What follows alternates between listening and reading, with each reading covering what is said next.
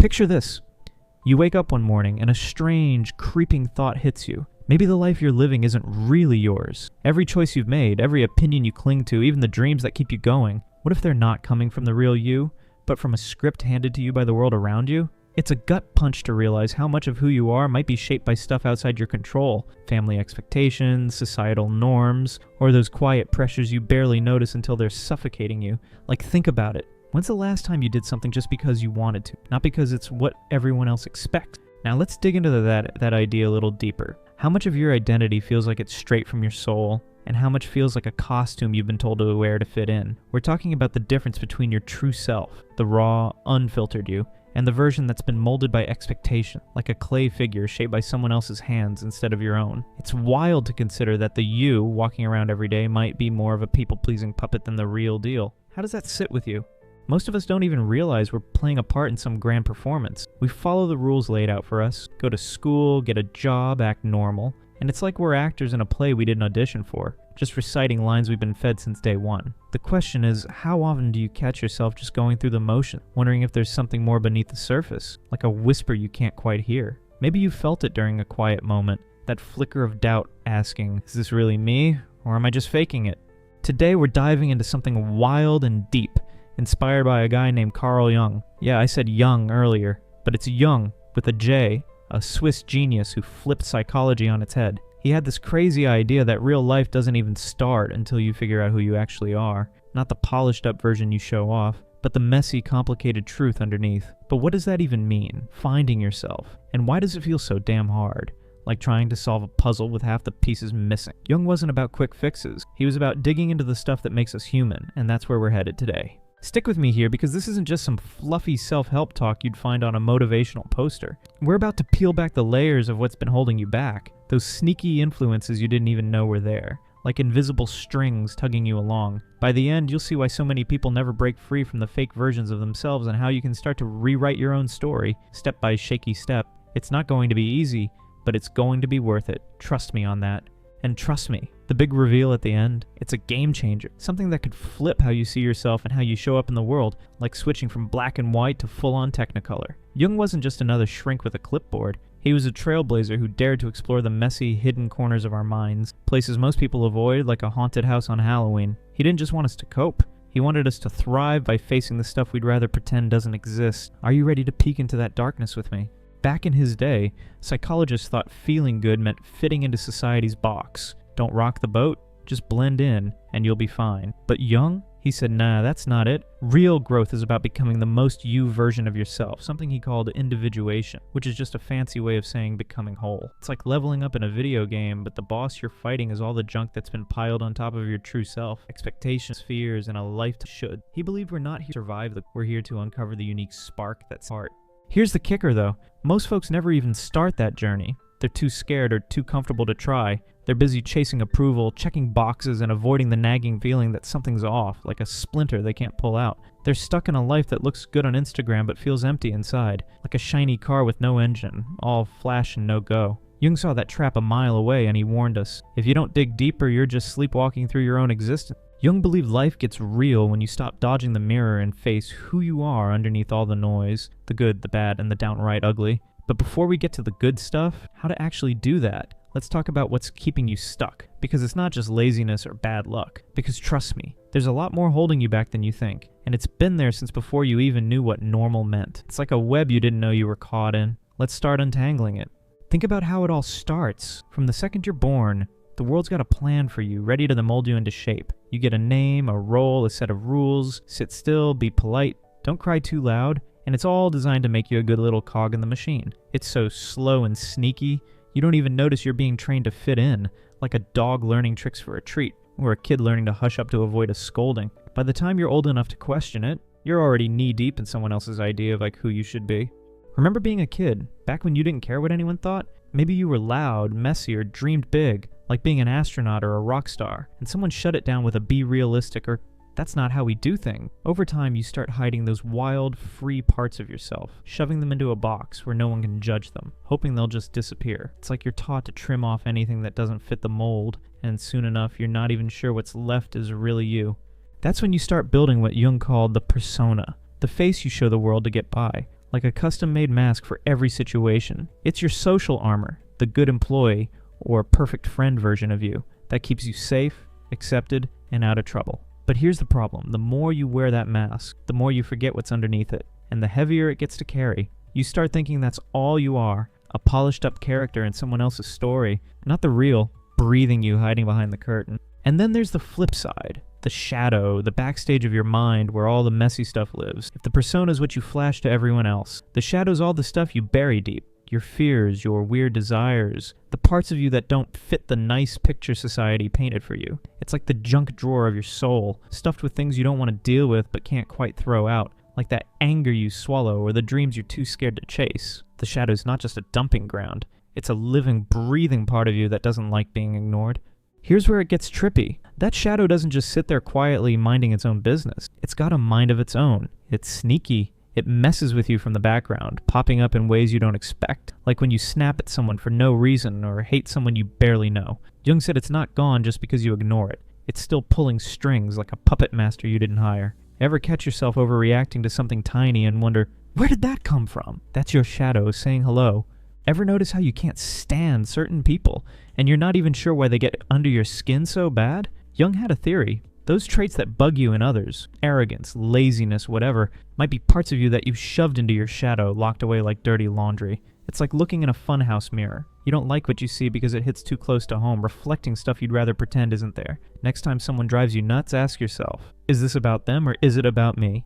But here's the mind-blowing twist. That shadow isn't your enemy. It's your ticket to freedom, a gold mine waiting to be tapped. Jung didn't think growing up meant killing off the dark stuff. He said it's about bringing it into the light and making peace with it, like turning an old foe into a friend. Imagine that. All the things you've hated about yourself, like your temper or your insecurities, could actually be the key to feeling whole if you just stop running from them. It's not about fixing yourself. It's about owning the full package, flaws and all.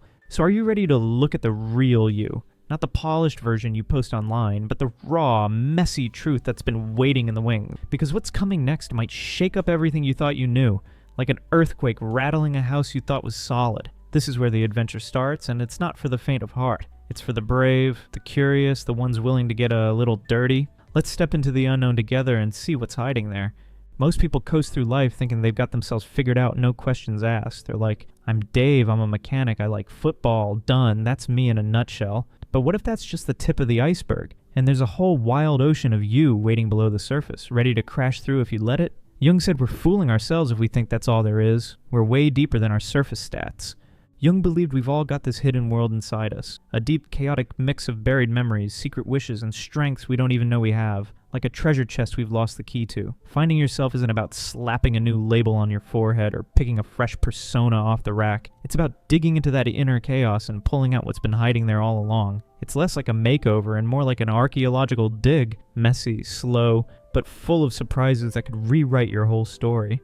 Ever get that itch, that quiet ache for something bigger? Like there's a version of you out there waiting to bust loose and take the stage. That's not just daydreaming or boredom kicking in. It's your unconscious mind whispering, hey, there's more to you than this, way more. Jung called it individuation, this epic quest to stitch together all the pieces of yourself, good and bad, into something real and whole. It's not about being perfect, it's about being complete, like a puzzle finally snapping into place. But here's why most people bail. Facing yourself is scary as hell. And not the fun haunted house kind of scary either. It's not just about patting yourself on the back for your wins. It's about staring down your flaws, your doubts, and all the stuff you've swept under the rug since forever. That's where the real work kicks in. And it's not pretty. It's raw, it's uncomfortable, and it'll make you squirm. Most folks would rather hit snooze on that wake-up call than deal with the mess it stirs up.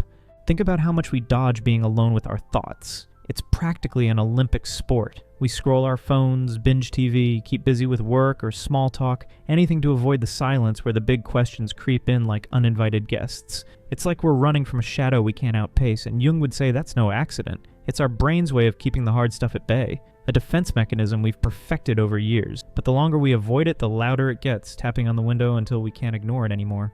But those buried pieces, they don't just vanish into thin air, they leak out whether we like it or not. Maybe it's that anxiety that hits out of nowhere, or the way you keep picking the same dead-end relationships, or that vague lost feeling you can't shake. It's all your shadow's little SOS signals begging you to pay attention. Jung said our unconscious is like a roommate we've locked in the basement. It's still there, banging on the pipes, messing with the lights until we open the door. Ignoring it doesn't make it leave, it just makes it louder. Let us break it down with something real we've all felt. Fear of rejection. Ever bend over backwards to please people, terrified they'll walk away if you don't play nice or say the right thing? Jung would say that's not just about them. It's a shadow piece of you, maybe tied to some old hurt where you felt invisible or not good enough, like that time a teacher dismissed you or a friend ditched you.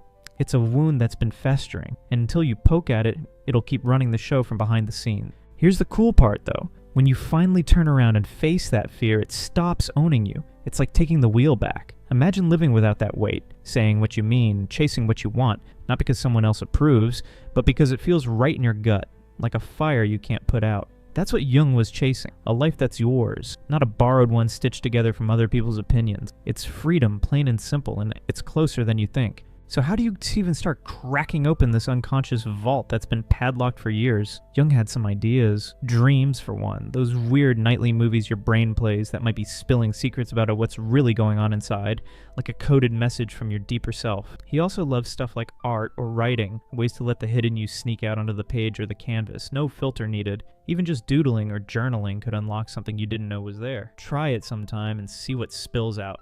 But the simplest trick to get the ball rolling? Just start noticing, really paying attention to yourself for once. Question why you react the way you do, why certain beliefs feel so locked in, why you flinch at certain triggers. Once you poke at them, they start to unravel like a cheap sweater. It's like pulling a thread on your favorite hoodie. One tug, and the whole thing might come apart, revealing what's been stitched underneath all along. That's the first step. Curiosity, not judgment. Give it a shot.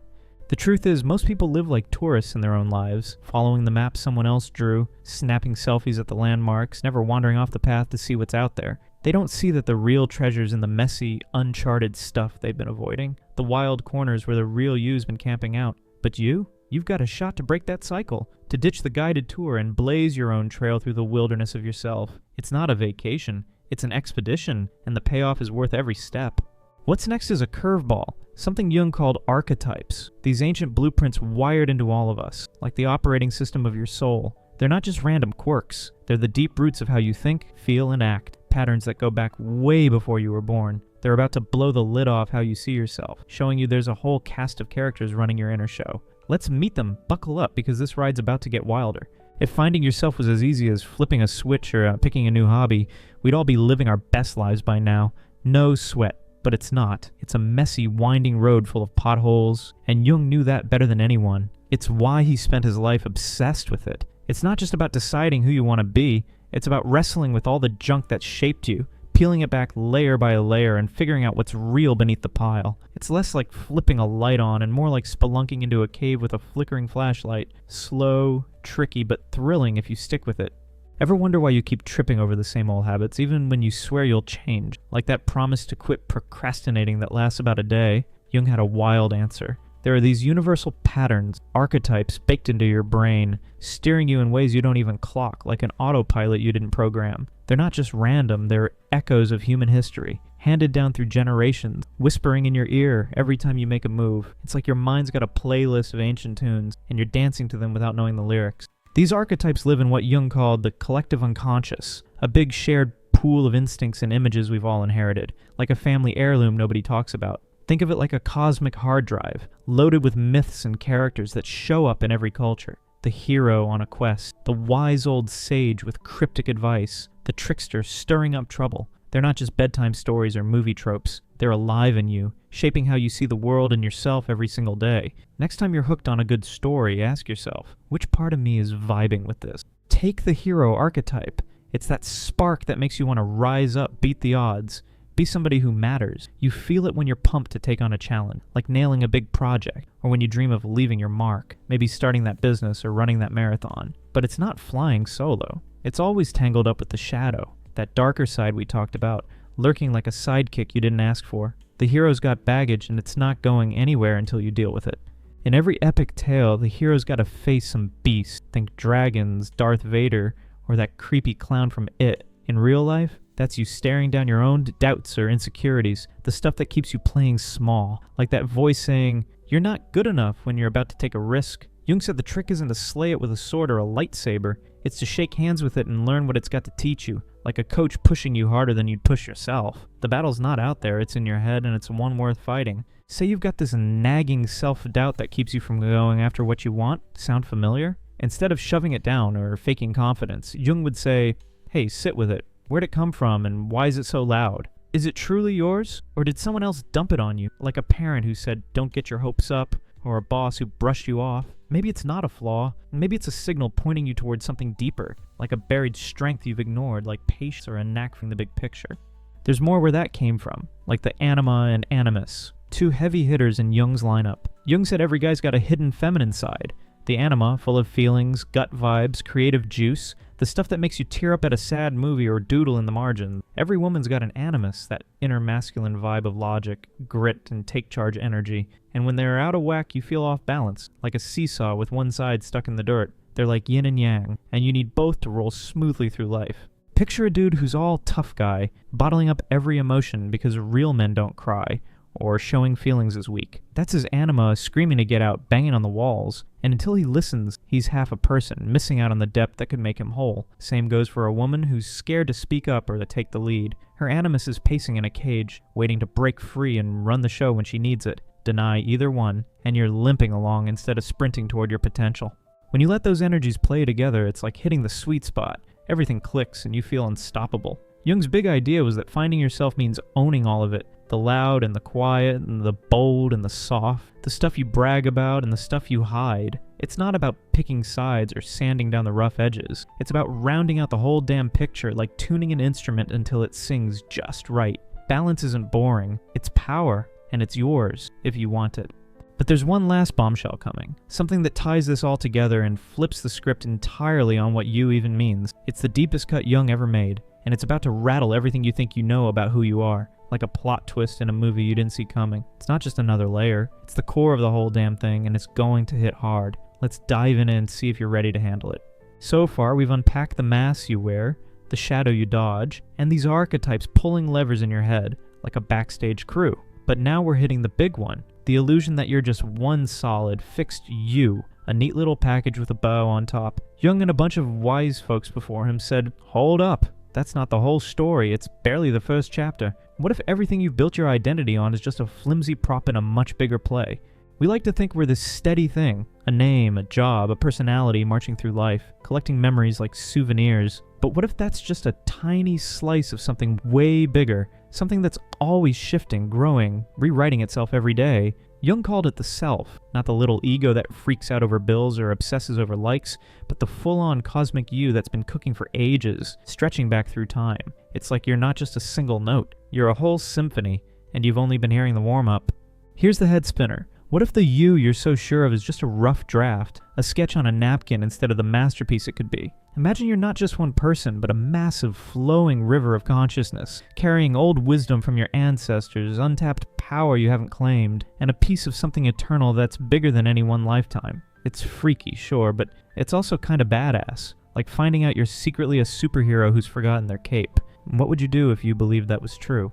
So why do we feel so stuck, so small if we're this epic under the hood? Blame the ego. That chattering voice that's all, I'm this, not that, drawing lines in the sand and building walls to keep things tidy. It's not evil. It's just doing its job, keeping you grounded and making sure you don't float off into space. But it's also the biggest roadblock to seeing the real deal. The ego's like a clingy friend who won't let you out of their sight, scared of what happens if you wander too far from the script. The ego's like a security guard, locking you into a safe little box of me with a do not disturb sign on the door. But Jung said the truth is wilder. You're not boxed in. You're infinite, evolving every second. A shapeshifter who's only just started to stretch. The minute you stop gripping that narrow idea of yourself like, I'm just a screw up or I'm only good at this one thing, the world cracks open in ways you can't imagine, like a dam breaking loose. It's not about losing yourself. It's about finding the bigger you that's been waiting in the wing. How do you even step into that kind of mind-bending territory? Jung had a playbook, and it's not for the timid. It takes guts to ditch the safety net and jump into the deep end. First move, quit fearing the unknown. Yeah, it's shaky ground, full of what ifs, but that's where the magic happens, where you stretch into something new and unexpected. Embrace it like a kid diving into a pile of leaves. Scary at first, but fun once you're in. Next, drop the labels like they're hot potatoes. Seriously, let them go. You're not just Sarah the accountant or Mike who hates Mondays. Those are footnotes, not the whole book. And they're keeping you pinned to a tiny corner of the page. Let go of the tags and you make room for something bigger to roll in, like clearing out a cluttered garage to park a shiny new ride. What's left when you strip away the titles? Have you ever stopped to look? Then tune into the weird stuff. Your dreams, those random hunches, the chills you get when something feels right in your bones. Jung saw those as postcards from your deeper self, nudging you toward the truth, like a friend slipping you a note under the table. Start listening and you'll spot the breadcrumbs, patterns, coincidences, little signs that lead you home to a place you didn't know you'd left. Keep a notebook by your bed for those dreams. You'd be amazed what they're trying to tell you.